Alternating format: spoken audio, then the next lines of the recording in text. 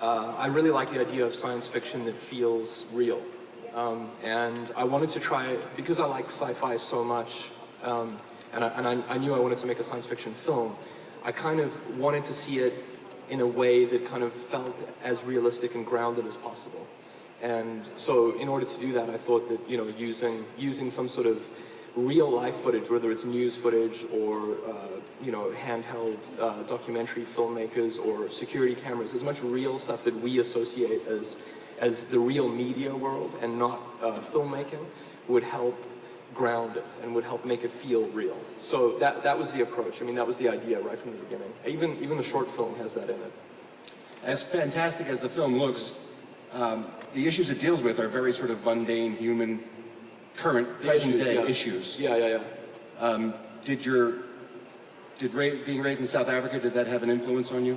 Yeah, hugely. I think, even aside from some of the issues that it raises, because, ultimately it is kind of a Hollywood thrill ride, really, more than any sort of political statement. But I think that me growing up in South Africa had a huge hand in wanting to see science fiction that I loved as a kid, that everyone here loved, placed in an environment that was like slightly unusual, and that environment was the one that I grew up in. It's just because I grew up there. Meanwhile, I was watching Alien and 2001 and everything else. So I thought it would be cool to put that sort of sci-fi Western, fiction into South Africa. So it's conceptual, it's image-based originally. I think it was just that I wanted to see it, and then because of South Africa's sort of really racially charged political background, that's the natural place for the story to go, is segregation and everything else. Sharlto, you haven't done a ton of acting. In front of the mirror, he has. To take on a role like this, by the way, I saw the movie last night, your performance is brilliant. Thanks very much.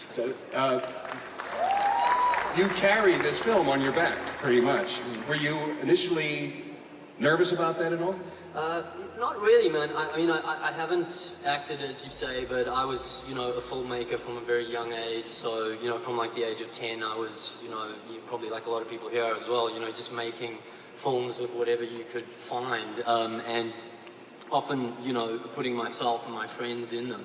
So I'd done a lot of characterization, if you will. I was always a person doing accents and prank phone calls and that kind of stuff, and messing around. He's like Borat. He's like the South African Borat. Convincing my friend, I convinced one of my best friends that I was in the witness protection program. He was like a 10-year-old friend of mine.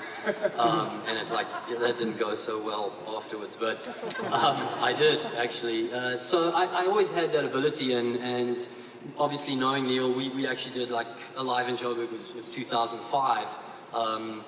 Which I produced for him at that point. So the concept resonated with me. We had a lot in common, having with a very similar emotional kind of feelings around what we'd grown up with in South Africa. So I think when it came to actually shooting it, it was a very normal situation, actually. I never felt nervous or stressed or pressured. The Peter Jackson part was the really weird thing, where you're sort of making this little movie with no money and a shoestring, and the next thing, and Peter's going, here you go, come and make it. That was the part that was kind of like, a little intimidating. It was inspiring, and it was humbling at the same time, to go through that. You're kind of inspired because where the industry's going, you really feel like it's easier to make things nowadays. It means it's more competitive, but you can get seen and you can get through.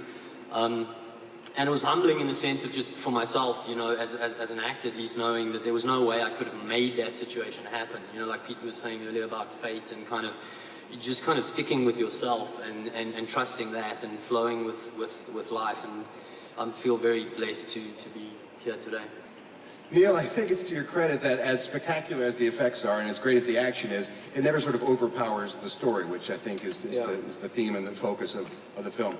Is it tempting when you have a little bit more money to work with than you usually do to maybe play with more toys and to lose sight of the story you're trying to tell when you get to dabble with more effects? Well, I haven't had that much money yet, so I don't know. You guys keep saying this is a low-budget film. It looks high budget to me. So. You know the interesting thing about not to interrupt you, but the thing, because people have asked that about Neill, you know, what I've obviously known him and produced for him and worked with him for a long time. Like, Neill comes from a 3D animation world where he was, and a sort of a design world. I come from Vancouver, dude. Yeah, but he basically, you know, what you could see in his animation work as an effects artist was a desperate feeling of wanting to tell a story and wanting to move people. Where I think a lot of directors that are working with visual effects today, they come from that world and then they see the toys and they get excited about the toys, like, wow, look at that, look at the render, man. You know, it's so cool. Neil's like been rendering since he was 12 years old. He just wants it, that's the feeling I always got with you. It was like, as soon as you got into live action, it was like, thank God. You know, he used to say like, oh, I don't have to sit in front of a computer. You know, and but it is interesting though, because I know what you're saying. It's like with $150 million or something, then what would happen? Could you have if you made well, you wouldn't. I mean, you wouldn't have the freedom that you had, because with that sort of money, you get this terrible anxiety, and you have a sense of responsibility, and you start playing it safe. You know, once you deal with big budgets like that, you have an obligation to earn a lot more money back at the box office, and so therefore the movie tends to get a little bland, and you're playing to demographics, and you want to get a wide audience. I mean, the thing with District 9 is, I mean, it was a $30 million movie, which was low enough. It was low enough to give Neill a huge amount of freedom. I mean, he didn't have to worry about any appealing to a particular demographic. I mean, it was made for you guys. It was made for fans of this genre, and it doesn't. You know, it was never made to go outside of the genre fandom, really. And if it does, that's terrific and great. And if it does, it's because the film has heart and it has emotion. That's the reason why it might appeal outside. But it was a great ability to just go crazy. With a low enough budget to allow him to get away with doing that.